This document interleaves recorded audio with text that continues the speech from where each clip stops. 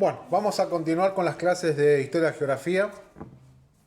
Les voy a dar una explicación de una etapa, el nacimiento de la Argentina prácticamente, 1880-1916, que tiene que ver con la oligarquía, pero voy a resaltar lo último visto en la clase pasada.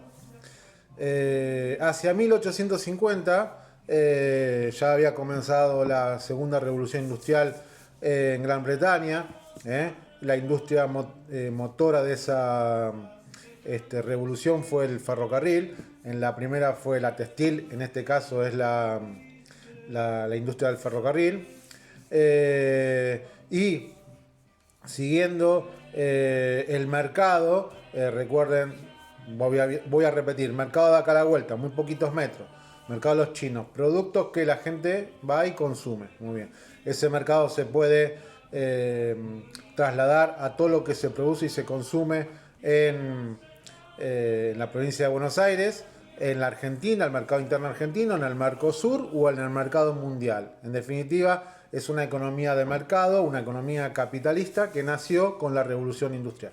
Muy bien, habíamos hablado de Adam Smith, ahora lo voy a continuar con Adam Smith dentro de un ratito, que hablaba esto de la teoría del libre mercado, ¿no? Que había una mano invisible que hacía que eso funcione solo, la oferta y la demanda, pero bueno, vamos a ver que no es tan así. Pero también hablé de un tal David Ricardo. David Ricardo fue contemporáneo a Adam Smith y decía que los países debían producir lo mejor que sabían hacer, ¿no? Entonces, Gran Bretaña, que ya tenían industria, producían manufacturas, y los países que tenían materias primas producían materias primas, como por ejemplo los países de Latinoamérica, ¿no? Entonces tenemos que el caso de Argentina principalmente, Uruguay, un poquito de Chile, de clima templado, carne y cereales. El modelo argentino se lo conoce como el modelo agroexportador.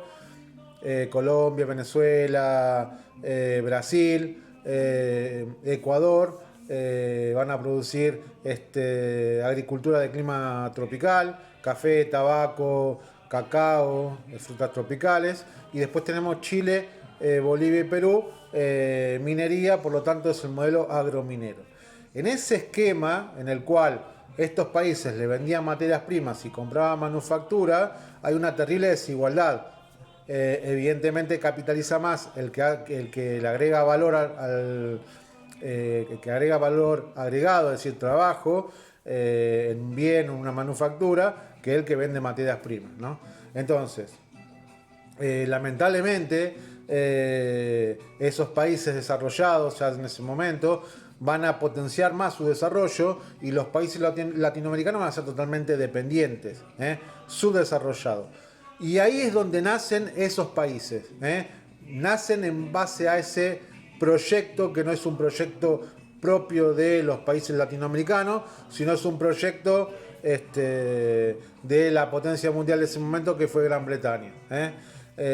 Hubo un país que tuvo en ese momento una industria incipiente, importante, que fue Paraguay, y no tuvieron mejor idea que entre Gran Bretaña principalmente, metió la cola ahí, y Argentina, Brasil y Uruguay, le hagan una guerra, la guerra de la Triple Alianza, un genocidio hacia el pueblo paraguayo. Ese pueblo ya tenía el ferrocarril, tenía telégrafo, tenía hornos, o sea, tenía un desarrollo incipiente, como que comenzaba un desarrollo industrial importante ante la amenaza de ser competidor con Gran Bretaña y robarles mercado. No tuvieron mejor idea los ingleses y otros países latinoamericanos, entre ellos nosotros, hacerle una guerra que lamentablemente dejó consecuencias hasta el día de hoy. Bueno, estos países latinoamericanos nacen más bajo este modelo, el modelo agroexportador. El proyecto fue insertarse al mundo capitalista como proveedor de materias primas. Es un proceso, recuerdo, en 1852, caída de Rosas, y ahí es un proceso en el cual se van dando las condiciones para que en 1880 aparezca un tal Roca y diga paz y administración. No nos vamos a pelear más y administremos. Administremos a favor de... Muy bien. de las oligarquías. ¿Qué fueron las oligarquías? Fueron el gobierno de unos pocos. El gobierno de unos pocos, a ver, como acá, el gobierno de unos pocos, y esos pocos eran terratenientes. Muy bien, esos hombres, ¿no? Los hombres como Roca, Sarmiento, se lo van a llamar la generación del 80. La generación del 80.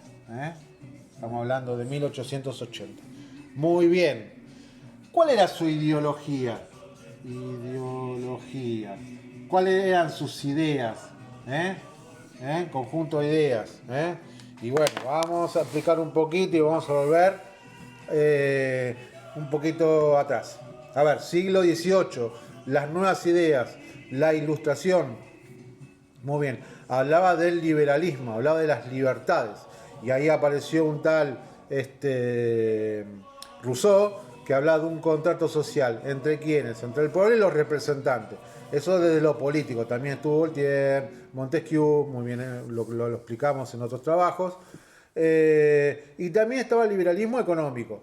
Es sinónimo de capitalismo. Adam Smith, el libre mercado, el libre comercio.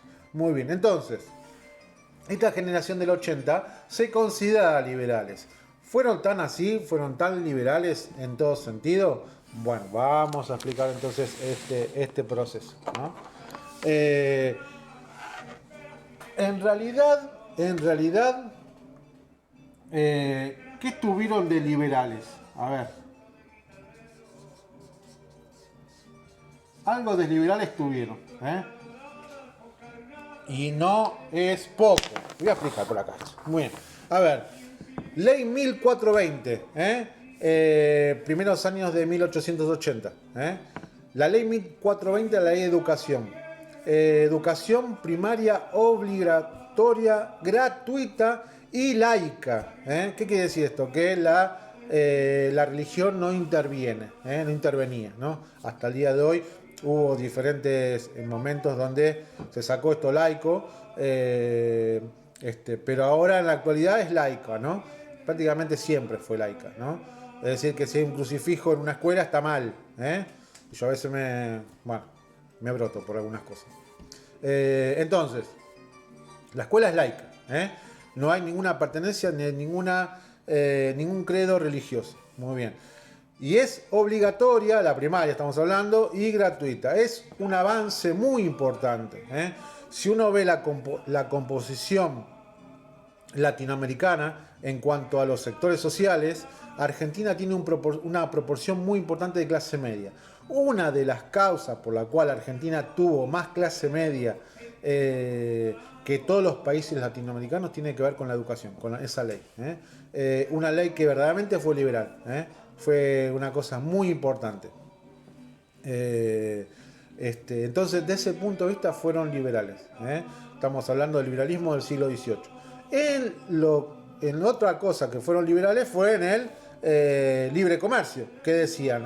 Una libertad de comercio. No había una restricción por parte de los liberales. No decía que, bueno, entran tantos bienes, o sea, limitaban las importaciones. No, hablaban del libre comercio. ¿Por qué? Y porque a ellos les convenía el libre comercio, porque vendían materias primas. Porque la oligarquía eran terratenientes principalmente. Muy bien. Ahora, ¿fueron liberales como Rousseau, esto del contrato social? No, fueron totalmente conservadores. Conservadores. Fueron muy conservadores. ¿Cómo se sustentó esta élite, esta oligarquía? Por medio del fraude electoral. Fraude electoral. Muy bien. ¿Cómo hacían fraude esta gente? Muy bien. ¿Cómo hacían fraude? Bueno.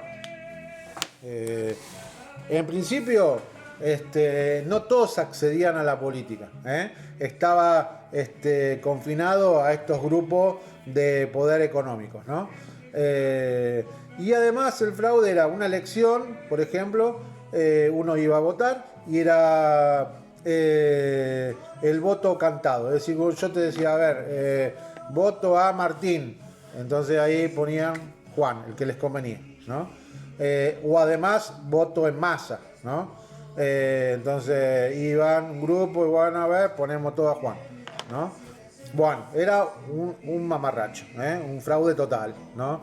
¿Qué querían esta oligarquía? Que los sectores medios y bajos no puedan acceder a la política. Por eso es tan importante la política, porque si decimos la política no sirve para nada, bueno, vamos a remontarnos a lo que pasaba en ese momento. No, con política uno si participa va a limitar el poder de los poderosos, grupos de poder. Bueno, muy bien. Es decir que fueron liberales desde los aspectos que les convenía. En este caso la ley 1420 también les convenía. La ley 1420 además fue muy importante para forjar una nación. Ustedes imaginen que el porcentaje de inmigrantes era muy importante, muy importante. Entonces los chicos, ¿no? Los hijos de los inmigrantes iban a la escuela de diferentes nacionalidades y por medio de la escuela, la primaria, iban forjando su nacionalidad, que fue la nacionalidad argentina. Fue muy importante para forjar una sola nación. Bueno, muy bien. Entonces, fueron liberales muy pocas cosas, pero en su mayoría fueron conservadores. Esto del contrato social de Rousseau, esto de el poder que tiene el pueblo, no era tan así. Esto generó una resistencia, pero hay otra resistencia que va a generar, que tiene que ver con una crisis en 1890. Crisis económica en 1890. Una crisis muy importante, ¿no? En realidad una crisis del capitalismo mundial que llegó también en diferentes oleadas, llegó a nuestro país. Con las crisis, ¿qué es lo que sucede siempre? Hay devaluaciones, ¿no? Y con las devaluaciones, estos terratenientes se dieron cuenta de que les convenía. Toda devaluación le conviene al sector que exporta materia prima. En ese momento, la moneda patrón era el oro, ¿no? Entonces, si hay devaluación, el peso se deprecia y el oro tiene mayor importancia, ¿no? En este momento es el dólar, ¿no? La moneda patrón, digamos, ¿no?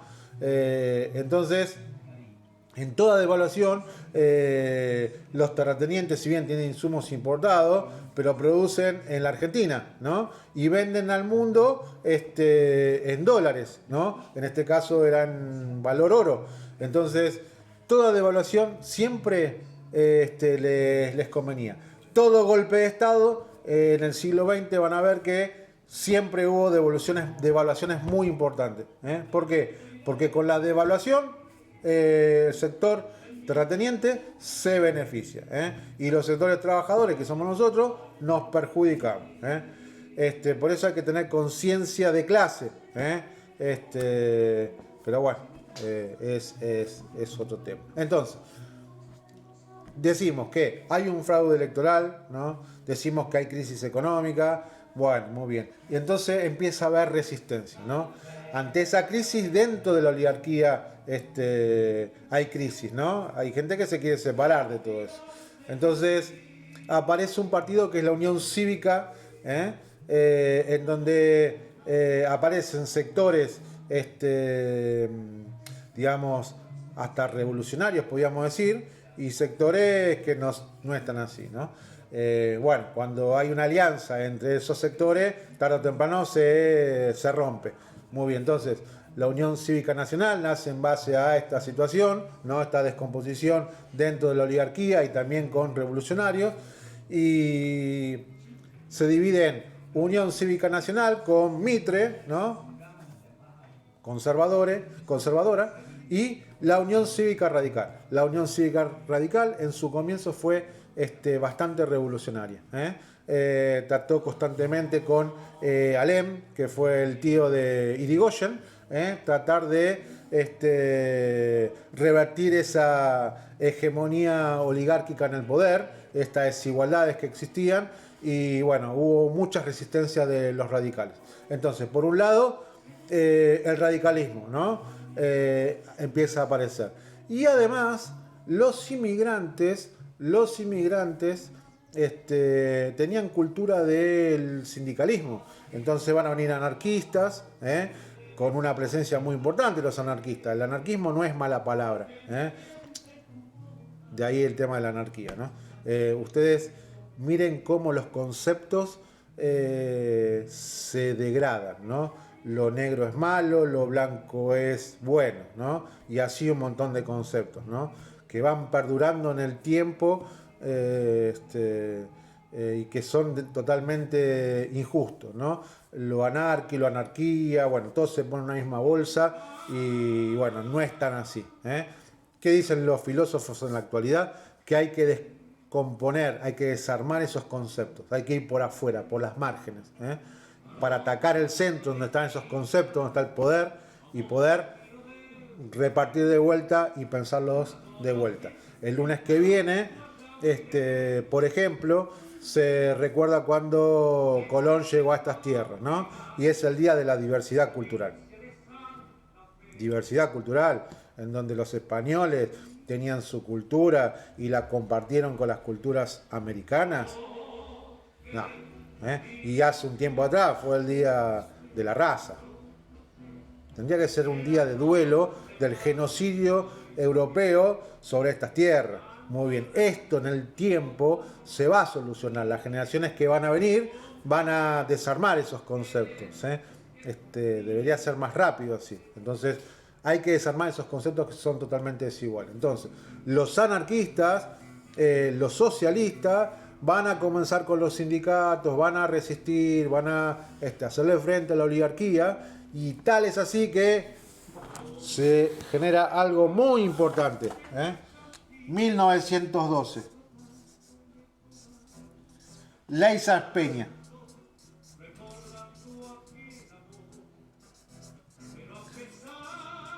Muy bien, muy importante esta ley. También liberal, podríamos decir, ¿no? En donde ahí hablamos ya de un padrón nuevo, estamos hablando de del voto secreto obligatorio. Fue un avance muy importante para la democracia de esos tiempos. La mujer todavía no votaba, algo terrible, ¿no? Va a votar 50 años después, un poquito menos, 40 años después. En realidad 1947 o 49, no me acuerdo, parece 47. Bueno, el tema es que la mujer no vota, vota los hombres y nacidos en estas tierras. Es una, a ver, si bien esto que la mujer no votaba, ahora con la mirada que tenemos es una porquería, prácticamente eso es lo que pasaba en el mundo. La desigualdad de la mujer con el hombre es de muchos siglos, ¿no? De toda la historia, en realidad, desde el comienzo. Siempre fue así. Entonces, si bien eso fue totalmente injusto y hay que seguir reclamando hasta el día de hoy, fue un avance muy importante. Gracias a esa ley, en 1912, los radicales llegaron al poder en manos de Hipólito Yrigoyen. Y esa es otra historia, porque ahí comenzaría 1916-1930, la etapa radical, en donde vamos a ver el tema de las complejidades en cuanto a la política. ¿Con qué clase social llega Irigoyen? A ver, llega con un sector conservador y con un sector medio. Muy bien, lo vamos a adelantar. Entonces, ¿qué va a pasar? Irigoyen llega al poder con esta alianza. Si no había alianza, no llegó al poder. ¿Y qué va a pasar? O va para la derecha o va para la izquierda. Va para los sectores oligárquicos o va para los sectores medios. Y bueno, en la última presidencia, tercera presidencia radical, 1916-1922, Irigoyen, la primera presidencia, 22 al 28 Alvear, 28 al 30 Irigoyen, Hipólito Yrigoyen. ¿Qué pasó? Golpe de Estado.